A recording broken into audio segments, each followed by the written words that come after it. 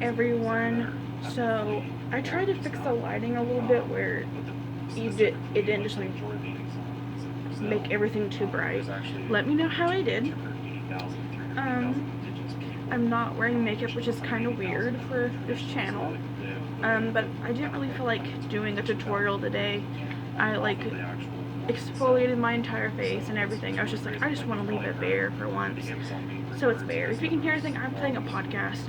I turned it down and they're still so fucking loud, but I hate sitting in silence and while I'm filming. It just makes me uncomfortable. I'm gonna have to turn them down a little bit more.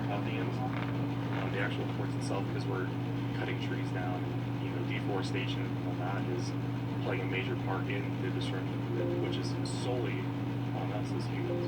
We're cutting it down. Okay. So, yeah.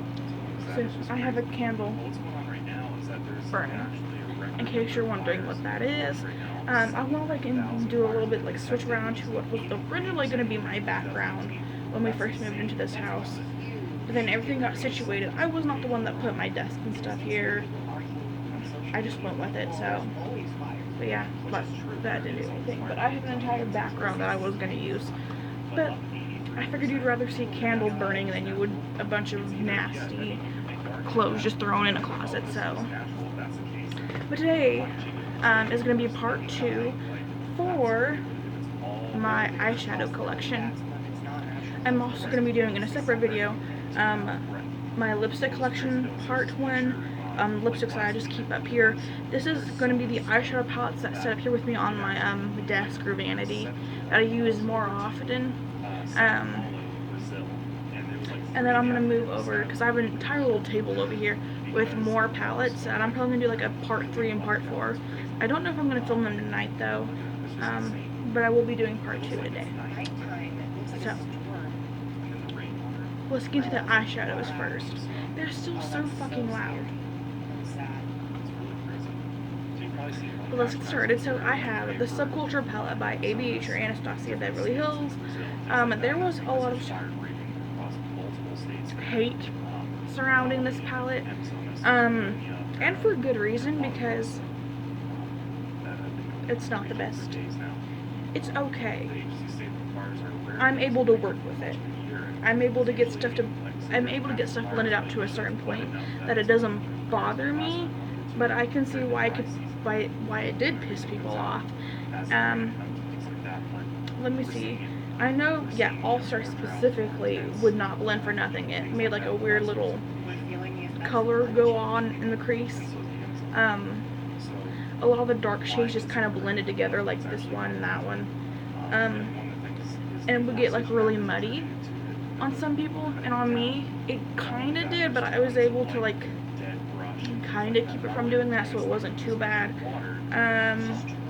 These two shades right here, I don't know if they were just meant to be eye toppers or what. I don't know if you can tell. This lighting is still too.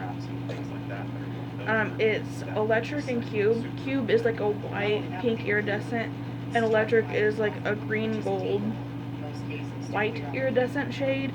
And almost nothing comes off. I don't know why I'm doing this. You're not going to see anything. Like, that's literally all you get. That's it. That's it.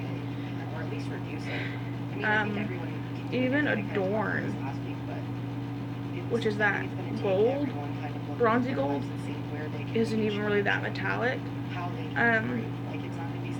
So it's not the best. It also has a lot of fallout.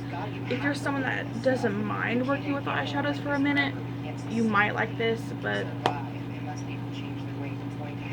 other than that, you don't need it. I keep it up here because when I do grungy looks, I take some colors from there. Then of course we have the Modern Renaissance. I will say the felt on their things gets so dirty.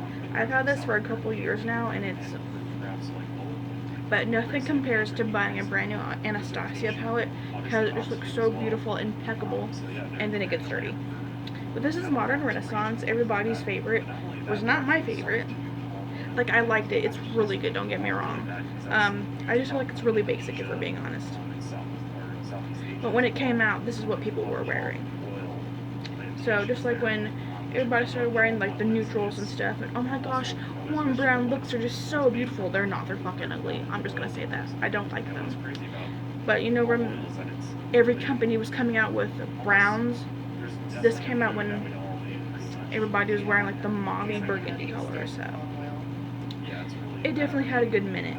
And it's a really good palette. The formula is impeccable, but my favorite one is the Riviera of the 3 that I have. I need to start using this again. I haven't used it in a minute. But I keep a lot of them up here because it was $40-something. I kind of need to use it. Next thing though we have is Carity 21 Matte Palette. I love it.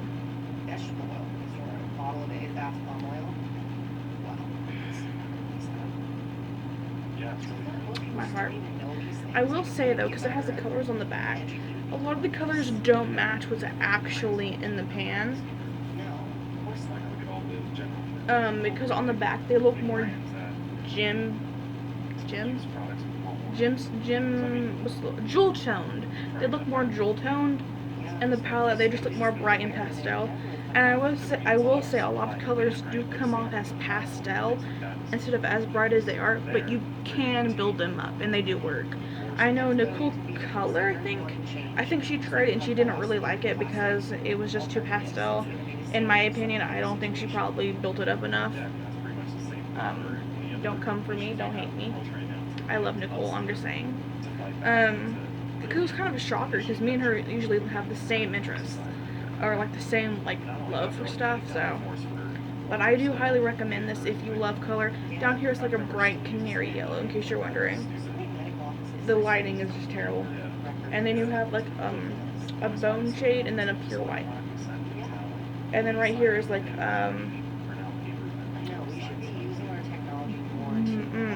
it's basically like the felt. It's the color of the felt on there, but a little bit lighter. But I really do like it. And then next we have a Wet n Wild Rosé in the Air. I don't use Wet n Wild for the purpose of they're not cruelty free. I know a lot of people will argue on that stuff. They're like, they're still cruelty free. Don't come. No, don't. We're not doing that. So they lied to consumers. Actually, they didn't even tell consumers, and then they lied about it. That they sell in China, and even though China in some places stopped animal testing.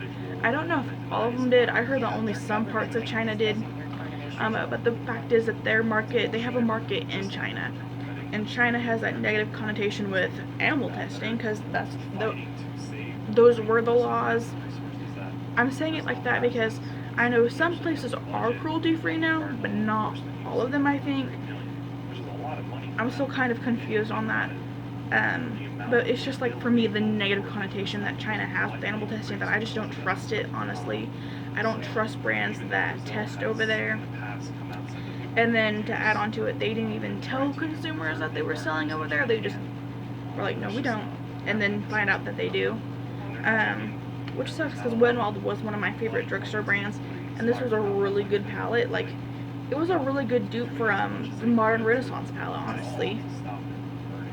But then I found that out. And I'll only be using this in future tutorials for like my pickup palette series. Otherwise, I won't be using it. I will use it off camera, but not on camera. So, I'm disappointed in you, Wet n Wild. And don't come on my channel talking about that they're still cruelty free. To me, they're not. And fuck off. I'm allowed to have my opinion. I'm in a crabby mood today, I'm sorry. We have the e.l.f. Matte from Matte Jewel Pop. I got this because of J.K. and it's fucking wonderful.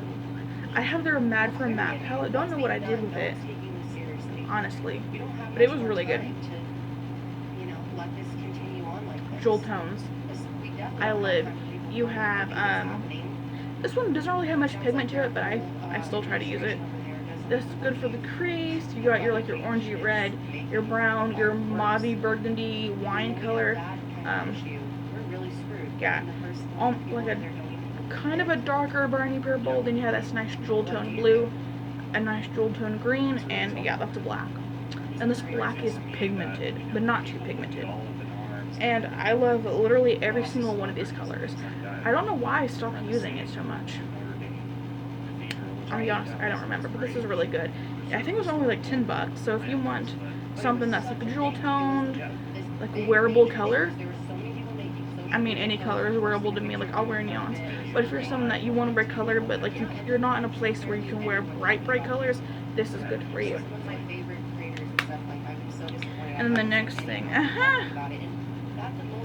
we got the Morphe and Jaclyn Hill Dark Magic palette. The shittiest palette. I put this in a bad products video, and I'm keeping it because I'm still trying to get my money's worth from it. It was only $15, but I got it because, come on, it's fucking beautiful. It doesn't blend. It's patchy.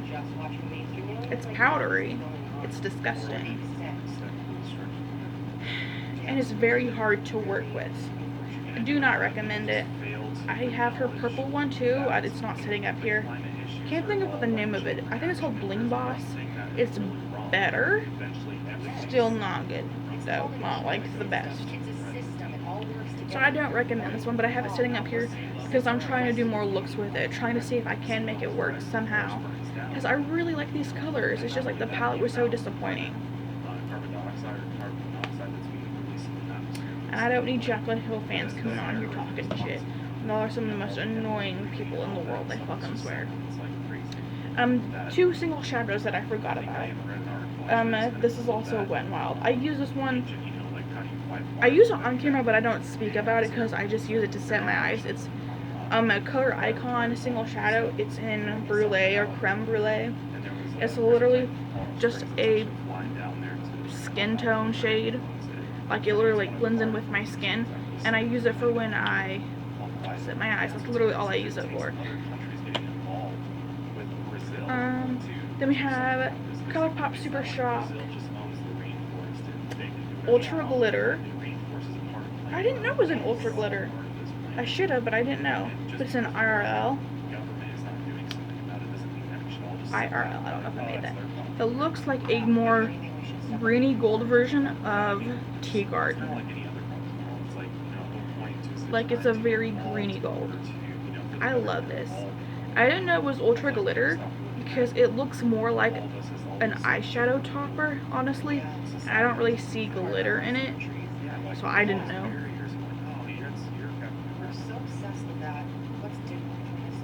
I don't know if you can tell.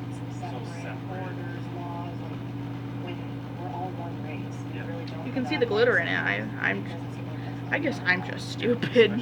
I didn't see it, but that's nice to know. Oh, when I already hit Pam on it. Wow. Oh, I just dug at the cap into it. I'm stupid. But yeah, it's really good. I love ColourPop Super Shock. I don't think ColourPop has made a bad palette in my memory. At least that I've tried. Next we have the NYX Ultimate Shadow Palette. I call it the NYX Brights palette. Because that's what it's called. Okay, so that makes sense. Because every time I look at this palette, I'm just like, Ultimate, where did I get Brights from? The name of it on the back says Brights. And it's all color. I got this when I worked at Kohl's and I had my associate discount and I saw this. It's okay. There's not too much pigment to some of the shades. There's a specific color I used. I think actually it's one of these blues. I used when I was starting to get into color, and I did like a smoky blue thing underneath, and it was really beautiful. I think it's more or less like these little weird shimmer shades, like this one and this one, and something like this with the reds up here. They're not too pigmented, but the blues and the greens were actually really good. So if you're starting out in color and you don't want it to be like too like in your face, it's good because it doesn't give off too much pigment. I don't know if it was meant to be that way. Like you get color, you just don't get a lot, and maybe that's a good thing for beginners. But I need to use it more honestly because it's not bad. Like the blues are actually really good. And then next we have Milani palettes. I love Milani. Milani is probably my favorite drugstore brand other than CoverGirl now that well it's no longer cruelty free. Because I like e.l.f. but they're not the best. They have a lot of misses for me. I don't think I've tried anything from Milani that I didn't like actually. They had that foundation that was really thick. The concealer and foundation, is that what it was called?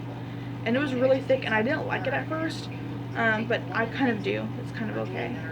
This is the most loved mattes. It's all matte, it's all neutral. You're probably thinking, wow, you and neutral, because I made it very obvious that I do not like neutrals. But it's beautiful. When I have an interview or I start a new job and I'm not quite sure if I can like wear bright makeup, because I know a lot of jobs have that thing where you can't wear excessive weird makeup and weird hair, you know, if they want you to kind of keep it toned down. This is what I wear until I kind of know what I'm allowed to wear, and it's just really good. I mean, you can honestly do an entire eye look with just this palette, so I really do recommend it if you're into neutrals and you want something cheap. This was 15 bucks. It's good. It's great. Then we have, that was the most loved mattes. I don't know if I said that. Then we have Bold Obsessions. I got this in like a little eye kit that they did over Christmas, and it came with like an eye primer and I think something else. I don't like the eye. I do have something from Milani I don't like. It's their eye primer, and just because I don't use eye primers.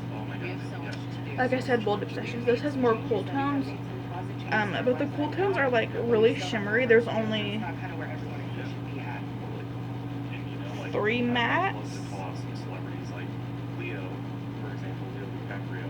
Yeah, because that red shade is kind of like a metallic shade. So there's only 3 mattes in here. So, which is these 2 and that brown. And I mean, you can do something quick with that, but like if you're wanting a real cool tone shade, there's shimmers, which I've used in the crease before.